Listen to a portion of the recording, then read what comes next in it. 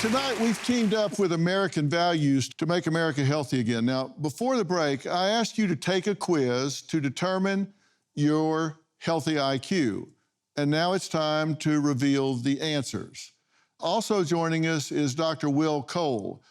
He's a leading functional medicine expert who specializes in chronic health issues. So if anyone can help us get back on track, it's him. Dr. Cole, thank you for joining us. Thanks for having me.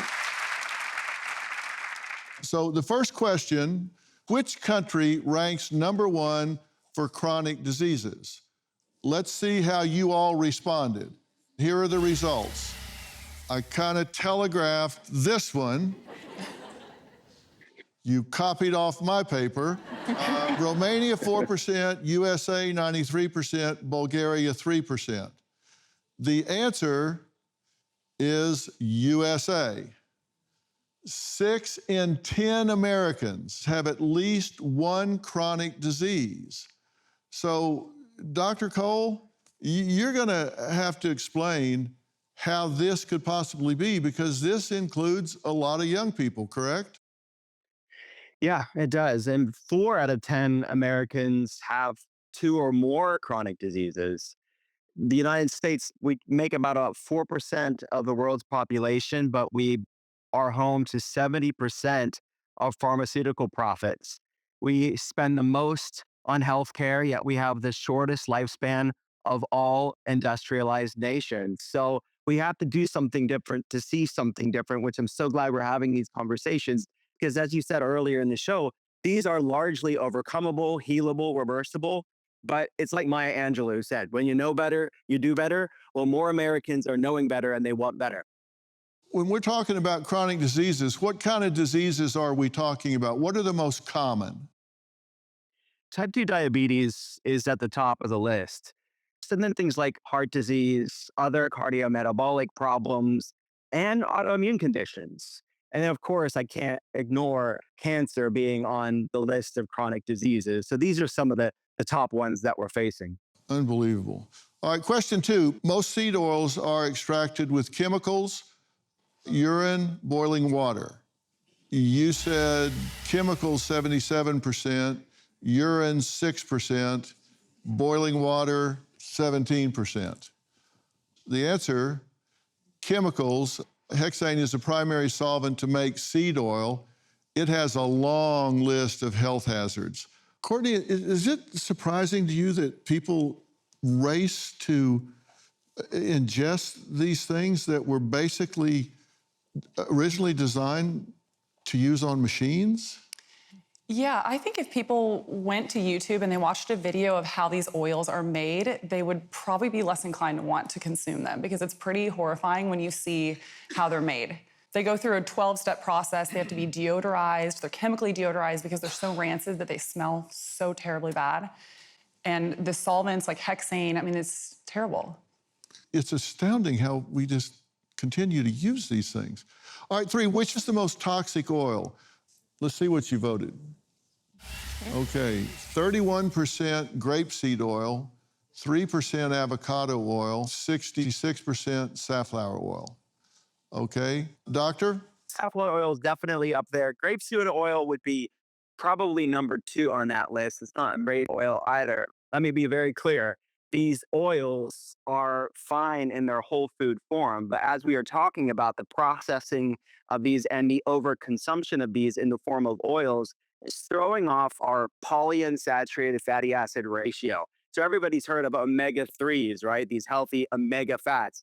Well, the modern American diet is high in omega-6 and low in omega-3s, which is contributing to a pro-inflammatory state in the body. Inflammation is really the commonality between just about every health problem under the sun. So we need to decrease these omega-6 industrial seed oils and start increasing whole food rich omega-3s like healthy fatty fish, for example. All right, so 4, which breakfast food has BHT, which is banned in Europe? Now, this is a synthetic antioxidant commonly used as a preservative in processed foods. So you picked 65% Pop-Tarts. So what's the answer, doctor? It is actually the frosted flakes. We have to realize that these things are not meant for human consumption. Now, the counter argument's going to be for somebody that really loves BHT in their food, they're going to say, well, it's a small amount, it's no big deal, it's regulated in the United States. The problem is we are bombarded with so many different additives. It's not just about BHT and the frosted flakes. It's the entourage effect. It's the perfect storm of the amount of toxins that we are exposed to over time. So there's no experiment done on that other than when you look at the statistics of chronic disease in the United States, we can see that we are one massive experiment with what happens when we are divorcing ourselves from nature. So which candy is banned in Europe but not America? Let's see how you voted. You said Skittles 67%, M&M's 12, Starburst 21. What's the answer, doctor? Well, Skittles has titanium dioxide in the United States. So it makes the colors brighter, whiter, more appealing. It's just for marketing, specifically to kids.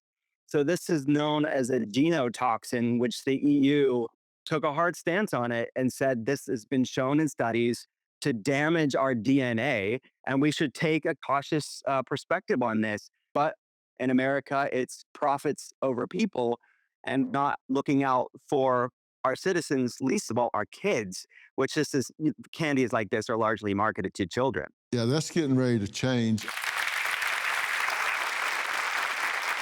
Final question. The FDA finally banned red dye 3, which was made from beaver secretion, petroleum, or bugs. What did you guys answer? Petroleum. Doctor, what's the answer? That is true. It's petroleum. You have a smart audience, Dr. Phil. Well, yeah. All right, coming up, don't get fooled by labels. We'll take a closer look at what's really in your food next.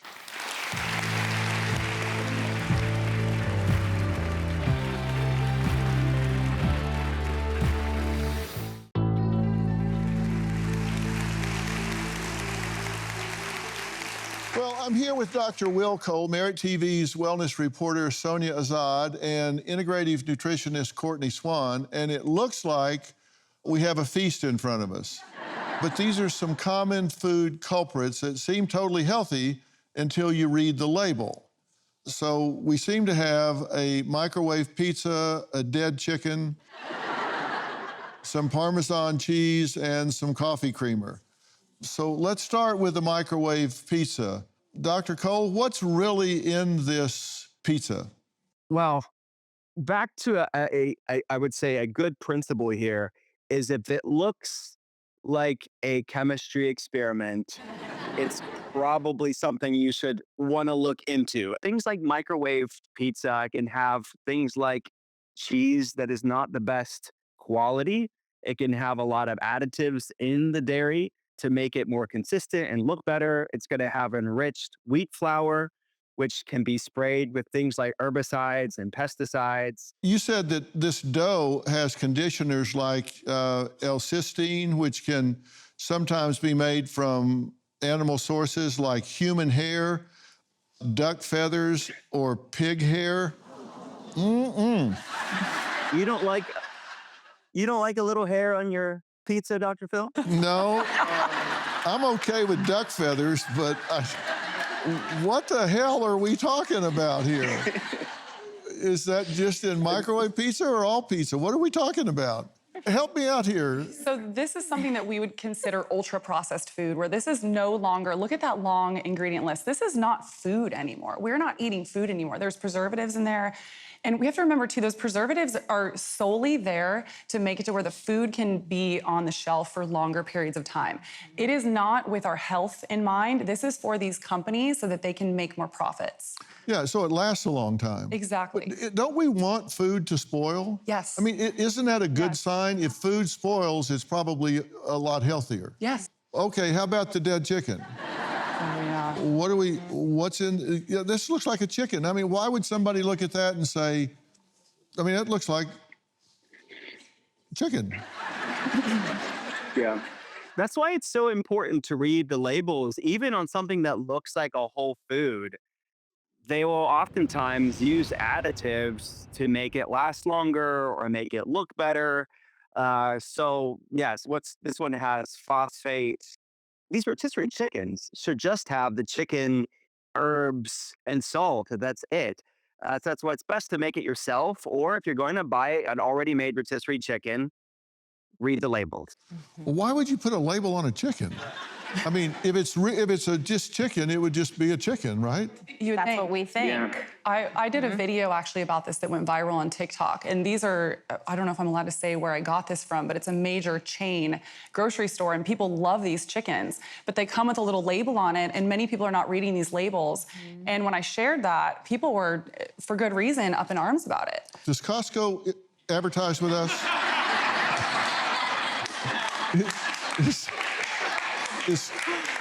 Is Costco a big advertiser? No, then it's from Costco. Perfect. Right? That's from Costco? Yes, yeah. Yeah. Well, but I mean, they need to learn. They need to learn to just rotate a chicken or rotis a chicken. Now, this processed coffee creamer, I don't drink coffee or creamer, but apparently this has a lot of stuff in it. Yes. Too much stuff. I had to Like get my what? dad off of that stuff. Really? Well, there's the ingredients label right there. That we talked about corn syrup a lot with Katie and Randall, and that's one thing that people do not assume is in something like coffee creamer, but in fact, it is. And it's largely driving the obesity and chronic disease epidemic in this country. This is a fake oil, fat that we should not be consuming. Mono and diglycerides are what companies are now using to replace partially hydrogenated oils because companies were required to remove those from food labels years ago. So now they're replacing them with mono and diglycerides, they have small traces of trans fats in there. All right. Well, after going through this, I'm going to set up a desk backstage and treat everybody for paranoia.